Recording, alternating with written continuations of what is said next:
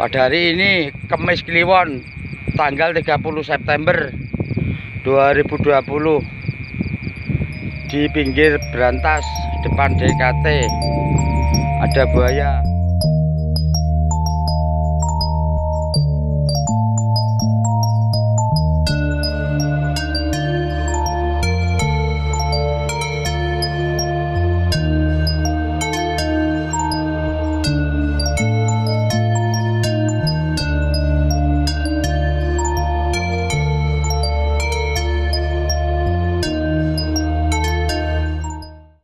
Assalamualaikum warahmatullahi wabarakatuh.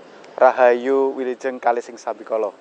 Nah, saat ini saya lagi berada di bawah jembatan lama Kota Kediri, ya. Jadi ini jembatan yang dibangun oleh Belanda dan merupakan jembatan tertua di dunia untuk konstruksi besi. Nah, ini diresmikan pada tanggal 18 Maret 1869. Sedangkan jembatan tertua konstruksi besi yang ada di dunia nomor 2 itu ada di Amerika, tepatnya di Brooklyn. Itu diresmikan dan dibuka untuk umum pada tahun 1883. Jadi selisih sekitar 14 tahun dari jembatan ini. Nah, posisinya jembatan ini adalah merupakan kultur heritage gitu. Nah, malam ini saya ditemani oleh rekan saya, Mas Haris. Ya, jadi ini biasanya beliaunya ini di belakang kamera. Jadi baru pertama kali ini berada di depan kamera. Ini Mas Haris ya. Ini kelihatan nih besi-besinya yang sangat kokoh dan kuat ya. Nah, ini dulu dibangun oleh insinyur namanya Sietse Watersbank Lang. Ya, jadi itu orang Belanda. Ya, jadi dia merupakan kepala insinyur ya Waterstad Afdeling Surabaya. Ya, ini. Nah, perancangan ini cukup lama ini mereka lakukan.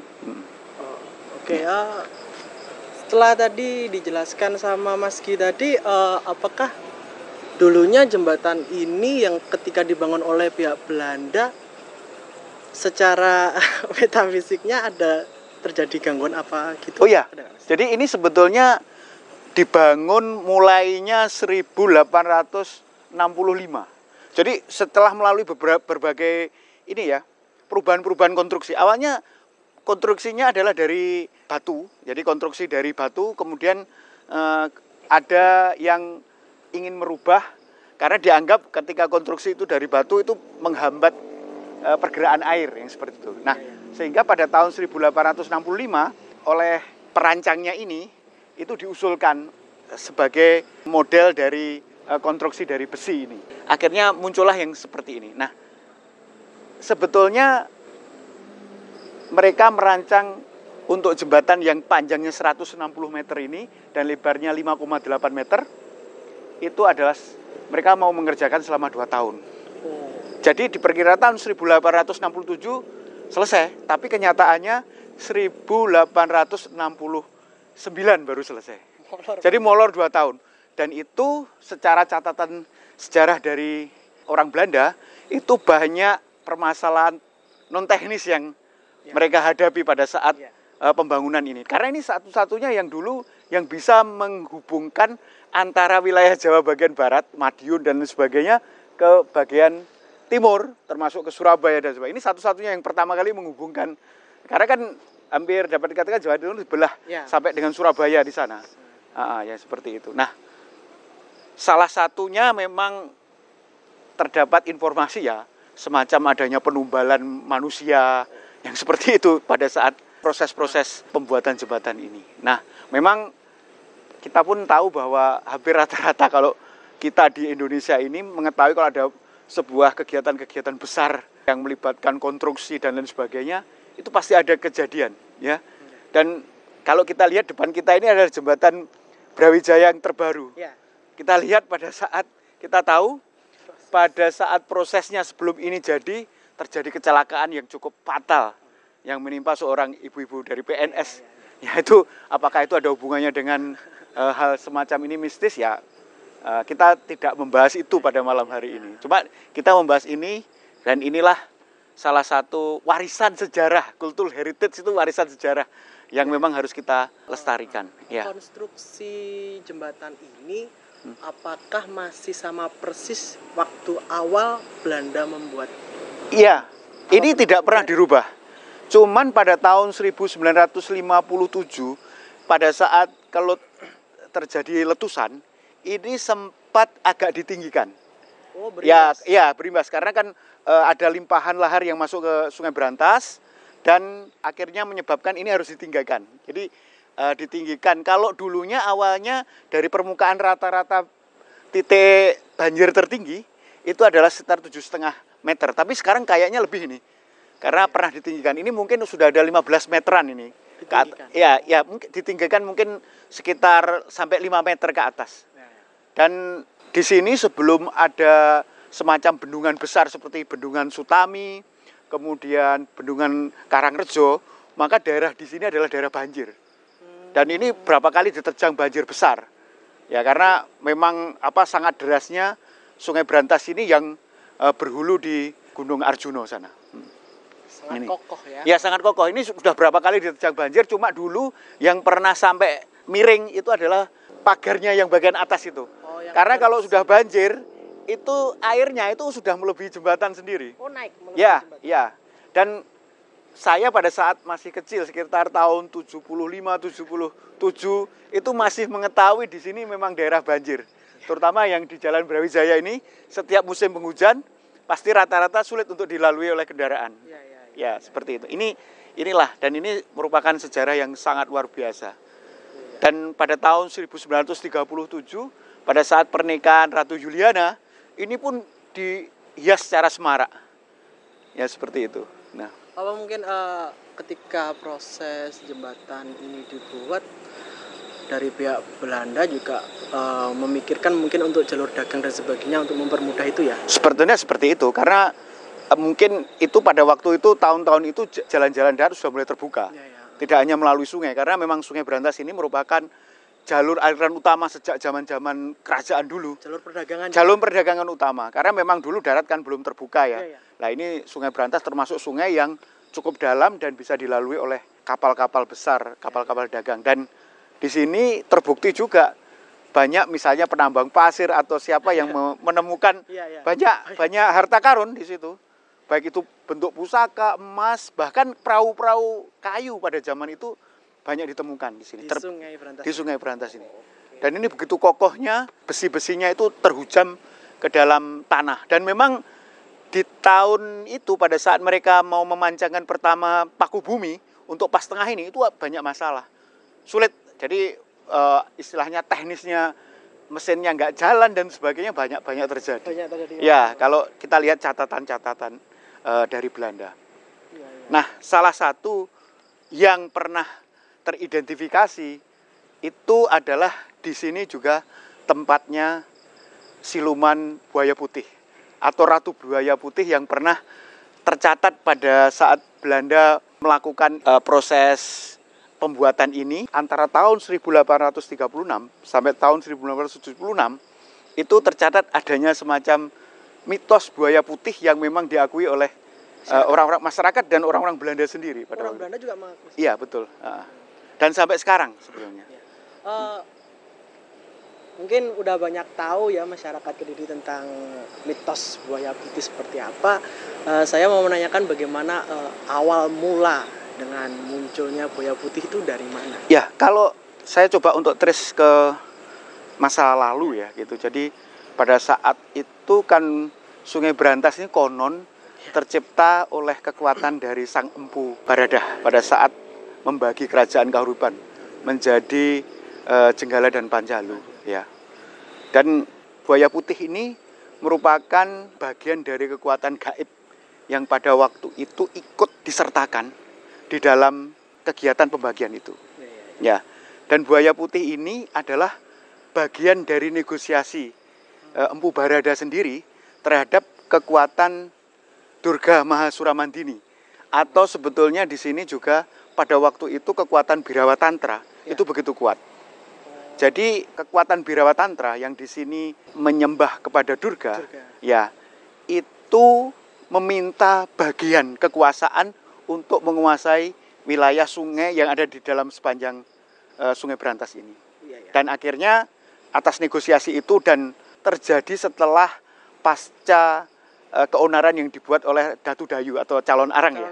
Baru terjadi pembagiannya. Masih sama calon arang? Oh iya masih. Jadi Kediri ini memang pusatnya kekuatan-kekuatan yang luar biasa. Dan agak kontroversi ya. Dan sampai sekarang sebetulnya. Iya, sebenarnya sampai sekarang. Nah, di sini itu dulu Empu Barada itu berhasil menegosiasi dengan kekuatan Bhairawa Tantra untuk bagaimana kekuatan buaya putih sebagai simbol daripada kekuatan Bhairawa Tantra itu adalah ikut mempunyai bagian, istilahnya mempunyai hak kerajaan untuk kekuatan gaib atau para siluman yang seperti itu.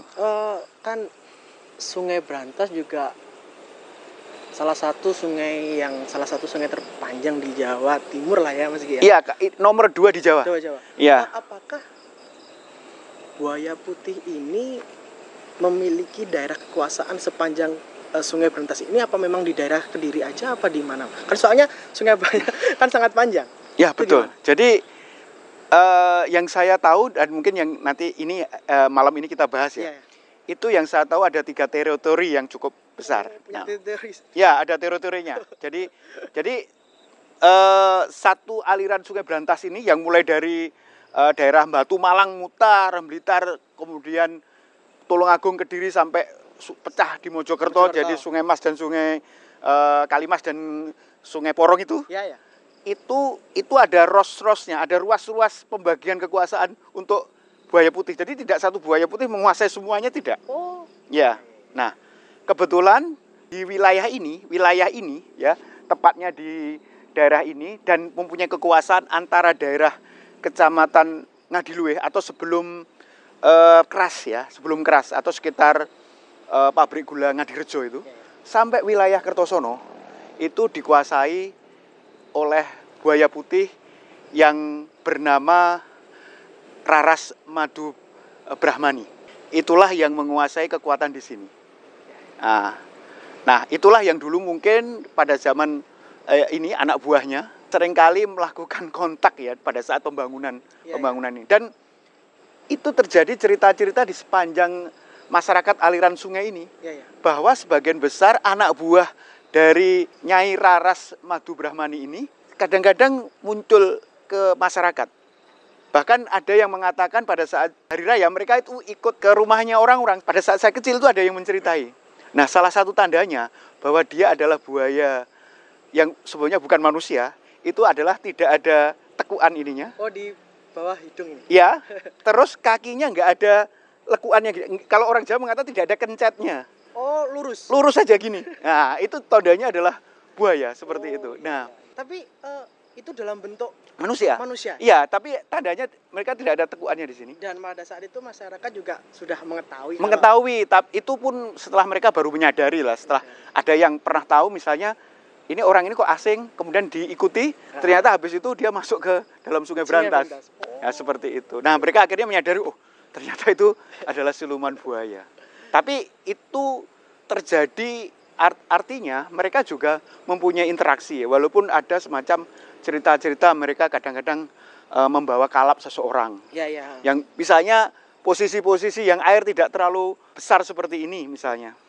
Itu bisa mengkalapkan orang. Dan sekarang Raras Madu Brahmani ini sekarang berada di sini juga. Dari tadi ada suara. Iya. Jadi beliaunya ada di sini. Saya pun udah tahu bahwa sebelum kita buat acara di sini, saya sudah berusaha untuk komunikasi lebih dulu. Komunikasi lebih dulu. Kalau kekuasaan yang ada di mulai Keras, Kecamatan Keras, kemudian Ngantru sampai ke arah Ngunut, itu beda lagi. Oh, beda penguasaan lagi, yaitu Nyai Baduk Seketi. Itu yang di Keras? Di Keras, dan itu terkenal dulunya bahwa Baduk Seketi ini oleh orang masyarakat Keras itu meminjamkan peralatan untuk hajatan. Nah, cuma kan ya beberapa cerita setelah beberapa piringnya atau beberapa alatnya seperti mungkin gamelan tidak pernah dikembalikan, akhirnya nggak pernah dipinjami lagi itu. Ya, jadi itulah kekuasaannya. Nah, Kalau dari Ruas Kertosono sampai Mojokerto itu adalah Nyai Ageng Pudakwangi. Pudakwangi. Itu mulai dari arah Kertosono.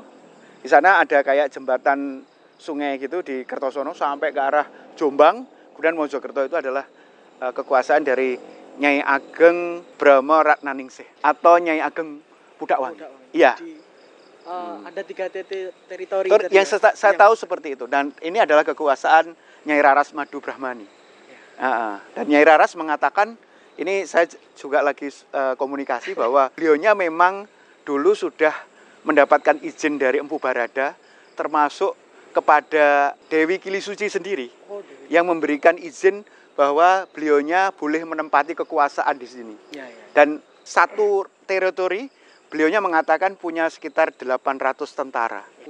Punggawanya. Dan itu terbagi masing-masing hampir ada ruas-ruas desa itu sebagai penguasa wilayahnya. Menurut beliau, Raras Madu Brahmani ini mengatakan bahwa dulu Empu Barada melakukan proses negosiasi dengan Pantai Selatan maupun dengan Betari Dorga, Mahasuramandini yang ada di Pasetran Gondomayit, istilahnya membolehkan bagi dia untuk mengambil tumbal pada posisi-posisi tertentu.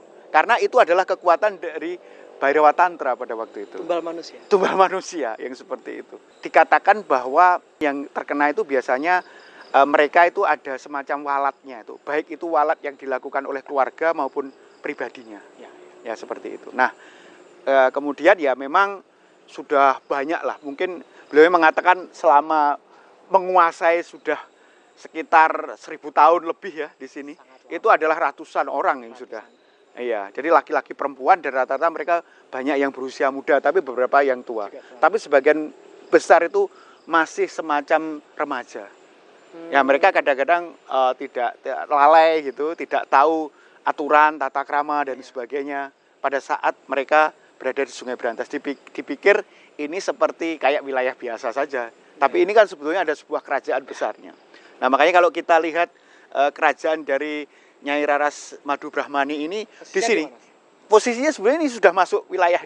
Iya, ini kayak ada semacam kerajaan besar itu sampai di sana, sampai ada namanya Desa Ringin Anom. Di sana ada hipermarket Ramayana itu. Terus kemudian di situ ada kelenteng. Ada kelenteng. Ya itu di situ, pusatnya di situ sampai di sini juga gitu. Tapi misalnya kalau daerah-daerah utara itu ada, tapi merupakan semacam wilayah atau adipati-adipati. Ya, jadi beliau mengatakan bahwa ya sudah mendapatkan izin dari kekuasaan-kekuasaan masa lalu yang seperti itu. Dan beliau mengatakan ini Nyai Raras Madu Brahmani hampir tidak mengenal lagi. Jadi penguasa-penguasa sekarang yang ada di Kediri itu udah tidak ada hubungannya. Dia merasa punya teritorial sendiri. Artinya para pemimpin pun yang ada di Kediri tidak pernah ada melakukan sebuah prosesi apapun di sini. Karena sudah berdiri sendiri. Sudah mendapatkan izin untuk menguasai wilayah sungai ini kayak gitu. Kalau dianggap misalnya entah itu bupati, entah itu wali kota atau gubernur sekalipun itu adalah penguasai darat yang seperti itu. Buat itu Mas Ki. Di beberapa informasi yang saya ketahui, sosok siluman buaya putih ini sering memunculkan wujudnya. Tapi juga sering menjadi perdebatan buat masyarakat Kediri pada umumnya, apakah itu memang wujudnya seperti itu, berwujud seperti buaya putih itu, apa memang berwujud sebagai sosok sebagai mempunyai kekuatan yang luar biasa. Sebagai kekuatan siluman itu sudah berubah-ubah. Tidak hanya dalam bentuk wujud buaya gitu loh. Bahkan mungkin kalau ada buaya itu biasanya itu buaya biasa begitu loh. Tetapi yang disebut dengan buaya putih itu adalah seperti ini kan. Seperti gelar ya gitu loh. Artinya bisa saja dalam bentuk apapun. Jadi memang wujudnya itu bisa dalam bentuk buaya putih yang besar yang seperti itu. Tapi ya tidak seperti yang mungkin beberapa kali diinformasikan. Bahkan pada Februari dulu kan sempat rame ya ada buaya muncul. Tapi itu sebetulnya bukan. Kan akhirnya kan masyarakat mengkait-kait. Walaupun itu sebetulnya sang buaya sendiri itu tidak mengetahui. Artinya walaupun dia hewan, dia tahu ada kekuatan gaib di situ dan dia ikut aja di situ. Iya, Ya mungkin di sini sisa-sisa dari buaya beberapa tempat pinggiran sungai itu masih ada. Memang ada, ya. Walaupun itu semakin lama dari sisi habitat atau dari sisi habitat sudah beda dengan dulu. Dari sisi ini individunya sudah mulai berkurang yang seperti itu. Jadi populasinya berkurang yang seperti itu. Tapi untuk kekuatan gaibnya itu sudah masih sangat luar biasa untuk menjaga seputaran Sungai Berantas. Ya. Saya pernah mendengar juga bahwa di jembatan ini konon katanya terkenal, ya beberapa orang banyak yang waktu di atas jam 1 atau jam 2 malam gitu sering ditemui sosok-sosok waktu melintas di jembatan ini. Waktu jembatan ini belum ada yang jembatan baru ini masih sosok wanita yang sering mewujudkan diri di jembatan ini. Oh, kalau gimana? di sini memang banyak ya. Artinya ini pun mereka lihat kita juga ini. Ada yang inguk-inguk gitu, istilahnya banyak gitu. Yang macam-macam ya, yang model-model kunti, yang macam-macam itu banyak. Karena di sini pun ada kekuatan yang luar biasa yang merupakan ular naga yang sangat besar juga. Ular naga. Tapi hanya khusus untuk wilayah ini aja. Ya penjaga ini, dan mungkin dulunya salah satu bagaimana proses penumbalan ini itu tergantung ditujukan kepada siapa. Dan di situ akhirnya di sini dijaga oleh seekor naga juga gitu. Ular besar, dan ada kekuatan-kekuatan metafisik selain kekuatan buaya putih itu sendiri. Ya, tapi istilahnya itu atas kekuasaan Ratu Buaya Putih. Di bawah kekuasaan. Semuanya di bawah kekuasaan Ratu Buaya Putih. Cuma kan ada teritorinya sendiri-sendiri yang seperti itu. Ada yang hanya menguasai jembatan. Kalau yang makhluk bangsa ya sebangsa kunti atau mungkin yang makhluk-makhluk hitam kecil-kecil itu biasalah di dalam sebuah habitat sungai seperti ini. Itu kan seperti penduduk aja. Ya, tapi kekuasaan besarnya ada di Ratu Buaya Putih. Ini kan jembatan yang lama ini kan dinonaktifkan sebagai fungsinya karena berpindah ke jembatan yang baru ya. Akhirnya apakah ini akan ketika tempat yang udah lama tidak dipakai itu kan memunculkan aura apakah? Ya, pasti nanti ini akan lebih dalam tanda petik ya. Lebih angker daripada sebelumnya. Dibandingkan misalnya banyak orang lewat yang seperti itulah. Karena kan aura manusianya semakin sedikit. Jadi aura kekuatan itu semakin membesar, biasanya seperti itu. Itu biasa di mana-mana. Kalau misalnya tempat itu kosong dan lain sebagainya, tapi biasanya mereka itu seringkali bergelombol atau mendekati energi yang di situ aura manusianya banyak. Ya, jadi kalau misalnya rumah kosong yang dulu ditempati orang, maka tiba-tiba itu nggak ada orang ditempati oleh karangan makhluk itu sebetulnya adalah mereka mengambil sisa-sisa energi manusia yang ada di situ. Karena energi manusia ini kan luar biasa ya. Dia makhluk terciptaan terbaik lah, aksanin takwim lah ya itu. Jadi ini menyebabkan mereka pun juga istilahnya ikut melakukan proses bagaimana mengambil posisi itu. Jadi ini karena memang teorinya adalah Nyai Raras Madu Brahmani. Ya, saya nggak akan menceritakan yang Baduk Seketi maupun yang Nyai Ageng Bromo Ratnaningsih. Next time aja. Nanti kita akan bicara lagi. Dan ini merupakan sesuatu ya, apapun ini adalah kultur kita ya. Dan ini tidak bisa kita hilangkan begitu saja karena memang itu sudah mengurat akar menjadi bagian dari kearifan lokal atau filosofi lokal. Artinya manusia Jawa itu atau manusia secara keseluruhan itu tidak pernah lepas dari kekuatan-kekuatan supranatural di sekitarnya. Dan aneh kalau kita tidak mengakui itu. Karena agama apapun itu mengakui adanya kekuatan di luar kekuatan manusia. Bahkan pihak Belanda. Iya, bahkan orang-orang Barat sendiri itu mengakui itu. Kita diciptakan di dunia ini tidak sendiri gitu. Tapi ada dimensi lain yang memang mempunyai otoritas-otoritas gitu. Dan kita sebagai manusia yang menguasai bumi ini itu harus tahu. Karena kita akan benar untuk bersikap. Seperti itu. Saya pikir seperti itu dan kayaknya Nyai Raras juga setuju. Saya setuju dengan apa yang kita sampaikan tadi dan ya saya terima kasih sekali bahwa banyak informasi yang dilakukan. Kalau mau kita gali banyak dia ceritanya. Jadi anak-anak yang pernah ditumbalkan di sini itu di mana itu dia tunjukin semua itu. Ini saya lihat ya, ini sebentar aja. agak keluar dari konteksnya buaya putih. Ini saya kelihatan ada 4 orang anak yang ditumbalkan ditaruh di tengah jembatan. Iya, anak-anak kecil. Anak-anak sekitar umur 10 sampai 12 tahun. Dan di sini itu disuruh jaga di situ. Powernya masih berada di situ. Iya. Itu seperti itu. Cukup Mas. Ya. Mungkin udah terlalu banyak. Ya, nanti kita coba untuk ulas di tempat yang lain yang banyak di Kediri ini banyak misteri yang baik itu jadi folklore ya, cerita rakyat maupun sesuatu yang kadang-kadang dialami oleh seorang. Saya pikir seperti itu sedulur Sindoro Edi, apa yang kita sampaikan malam ini ya, kita berada di jembatan lama Kota Kediri yang sekarang sudah berumur lebih dari 151 tahun. Terima kasih. Assalamualaikum warahmatullahi wabarakatuh. Rahayu Sugeng Kalising Sambikolo.